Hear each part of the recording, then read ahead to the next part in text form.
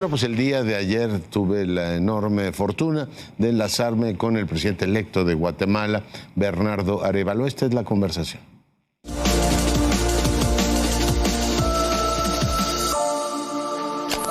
Bueno, y le comentaba en días pasados, el que un demócrata ilustrado gane las elecciones en cualquier parte del mundo es una noticia. Que ocurra en el querido país vecino es una extraordinaria nueva. Yo le agradezco mucho al presidente Arévalo que el día de hoy converse con nosotros. Señor presidente, bienvenido. Muy buenos días, es un gusto estar con ustedes y llegar por su medio a toda su audiencia. Por razones personales y familiares, usted ha despertado una enorme esperanza de una resurrección de Guatemala. Yo entiendo que en 4 años una administración debe plantearse objetivos limitados. Presidente, empiezo, además de darle la enhorabuena, por preguntarle cuáles son sus prioridades. Mire, se lo voy a plantear en términos de los objetivos que nosotros tenemos, muy conscientes de que, como usted dice, los problemas acumulados de cientos de décadas de problemas de marginación y de décadas de asalto corrupto al poder no los vamos a resolver en 4 años. Pero sí podemos sentar las bases para un giro del país en la dirección de la construcción de instituciones sólidas y democráticas que amarren este desarrollo hacia el futuro. Y tenemos 3 objetivos muy claros. Cuando terminemos nuestra gestión, nosotros esperamos haber recuperado la confianza de la población en las instituciones democráticas, que hoy está absolutamente perdida. La gente no confía en las autoridades, no confía en el Congreso, no confía en la presidencia, no confía en las cortes. Las razones son evidentes, pero no hay democracia que se desarrolle sin confianza de la población en las instituciones.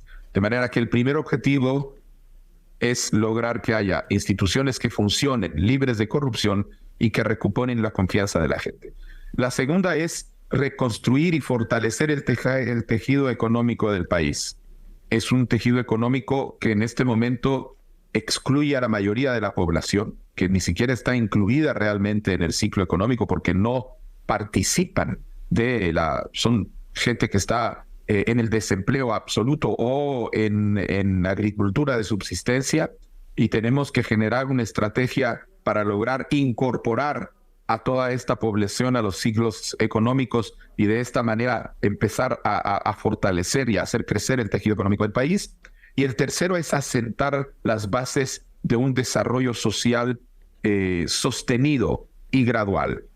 De manera que en lo que nosotros logremos en estos 4 años de gestión sea el primer escalón de un proceso de desarrollo que tendrán que llevar a cabo los gobiernos sucesivos, pero sobre la base de grandes consensos nacionales en áreas como educación, como salud, como desarrollo, como medio ambiente, que hoy simplemente no existen. Comprendo. Y yo supongo que la esperanza o la confianza en las instituciones electorales empieza por la forma en que el pueblo guatemalteco se volcó por usted en la primera y en la segunda vuelta. Las encuestas no lo habían detectado y ahí que tiene usted un triunfo arrollador. No va a tener un congreso fácil, pero déjeme empezar preguntándole, presidente, por el acompañamiento que tendrán en el ámbito internacional. Me gustaría que más adelante habláramos de México, de Estados Unidos, de la Unión Europea, pero el entorno en general. Por ejemplo, para enfrentar el gravísimo problema de su país, que es la corrupción, ¿volvería en su presidencia la CICIG, presidente? No, nosotros ya hemos dicho que la CICIG fue una institución sumamente importante que hizo logros tan grandes que logró catalizar a esos grupos políticos criminales para unificarse y generar la salida de la CICIG, pero que en este momento no existen las condiciones para volver a traer a la CICIG a Guatemala.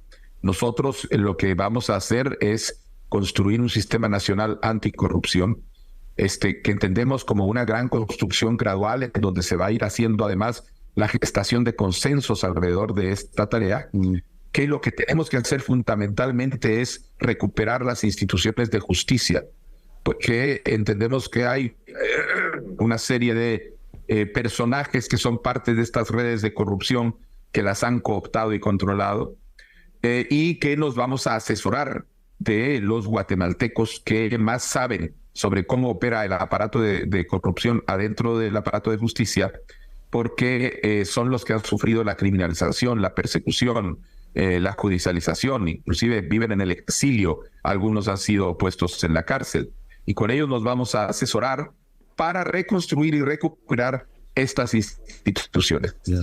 Y en ese momento veremos cuáles son los niveles de cooperación internacional que son más adecuados. Yeah. Presidente, mencionaba usted la confianza, la economía, la inclusión. El tema de la seguridad preocupa mucho en México, usted lo sabe, y en América Latina se ha convertido en un tema fundamental. Hay como tres grandes líneas, una la mano dura estilo Bukele. Petro ha estado planteando la reformulación del paradigma de la lucha antidrogas. México ha optado por la militarización en celofán. Tenemos un gran despliegue militar en la frontera común. ¿Usted por dónde ve que habría que enfrentar las cosas? ¿Cuáles van a ser las prioridades del gobierno que usted presidirá? Bueno, nosotros entendemos que el problema de seguridad comienza con autoridades corruptibles, porque el crimen organizado y especialmente el narcotráfico, lo que les sobra es recursos económicos para poder comprar funcionarios corruptos. De manera que lo fundamental es hacer del ataque a la corrupción el punto de partida para la recuperación, para tres objetivos que nosotros hemos identificado. El primero es la recuperación del control de calles y territorios que en este momento están en manos de distintas formas de criminalidad. Tenemos barrios dentro de las ciudades, tenemos áreas que están en manos de lo que nosotros llamamos maras, las pandillas. Ese fenómeno de pandillas criminales, las pandillas criminales que se organizan. Pero tenemos también franjas de territorio en áreas fronterizas muchas veces en donde el control lo tienen bandas de crimen organizado, bandas de narcotráfico. En esos dos lugares hay que recuperar el control de esas calles por medio de instituciones, en el caso del combate a las pandillas, de la Policía Nacional Civil, y en el caso de la recuperación de los territorios fronterizos por parte del Ejército Nacional. Y eso implica fortalecimiento de las capacidades de ambas instituciones para poder hacer eso. Pero necesitamos hacer también una recuperación para el Estado del control de las cárceles. El Estado guatemalteco ha perdido el control de las cárceles. El 80% de las llamadas de teléfono extortivas, que es uno de los principales problemas de Guatemala hoy, provienen de las cárceles. Y si hay celulares en las cárceles, si no se aplican las medidas tecnológicas de bloqueo de llamadas, es sencillamente porque la corrupción ha colocado a las autoridades en manos de esas redes criminales. Vamos a volver a tomar el control sobre las cárceles. Eso implica una serie de fenómenos como ampliar el número de cárceles, porque tenemos un alto nivel de hacinamiento, implica una reforma del sistema penitenciario, implica una profesionalización del servicio penitenciario, pero con esas medidas vamos a recuperar el control de las cárceles y bloquear, efectivamente, cortar la comunicación entre las cárceles, que ahorita se han convertido en escuelas de crimen y en centros de operación criminal, y los criminales afuera. Ya eso va a ser un golpe muy importante. Hermanos somos y de los mismos males padecemos. Aquí solemos decir que buena parte de la solución tiene que venir del vecino del norte. Yo supongo que para Guatemala opera el mismo principio. ¿Qué espera usted del vecino? ¿Qué espera usted de México, presidente? Bueno, con México tenemos una amplísima agenda de trabajo para hacer de la frontera que tenemos entre nuestros países una frontera que une, no que separa. Tenemos retos comunes, tenemos problemas comunes, pero también tenemos oportunidades comunes. Y en ese sentido, lo que nosotros esperamos es poder desarrollar esta agenda bilateral para generar el desarrollo mutuo, lazos económicos, lazos culturales, pero también poder enfrentar conjuntamente fenómenos como la migración, fenómenos como el narcotráfico, que son fenómenos transnacionales que transcurren, implican a distintos países, y en donde lo que se requiere es tener estrategias integradas para poder ser efectivo. La circunstancia, digamos, la vecindad con Estados Unidos ha implicado que nuestra frontera común, a pesar de ser hermanos, esté militarizado. ¿Usted ese tema se lo va a plantear al observador en algún momento? Decir, a ver, ¿podemos entre vecinos tener 20 y tantos mil militares mexicanos?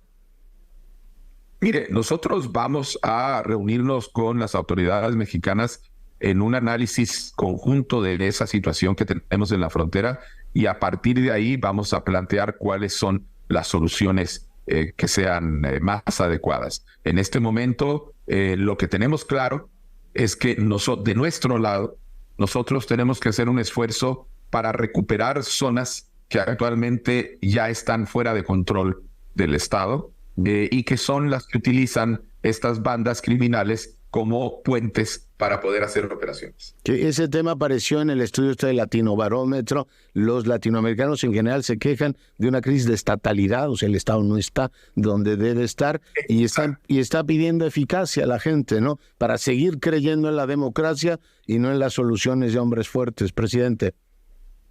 Ese es precisamente el reto que nosotros entendemos. En Guatemala, la población le ha perdido ya desde hace mucho rato la confianza en las instituciones, no cree en las instituciones. Y no cree en las instituciones porque las instituciones fueron secuestradas para servir a este sistema corrupto que lo que le interesa es generar corrupción o impunidad, en vez de dedicarse a generar seguridad, a generar desarrollo.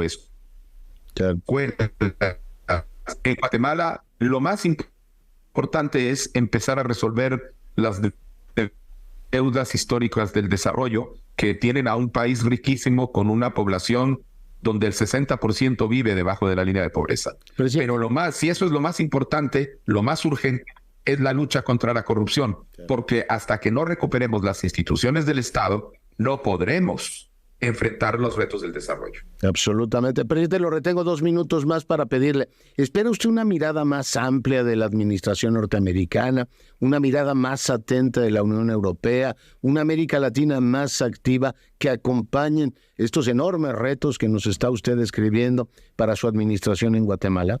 Nosotros entendemos que está de nuestro lado dar el primer paso.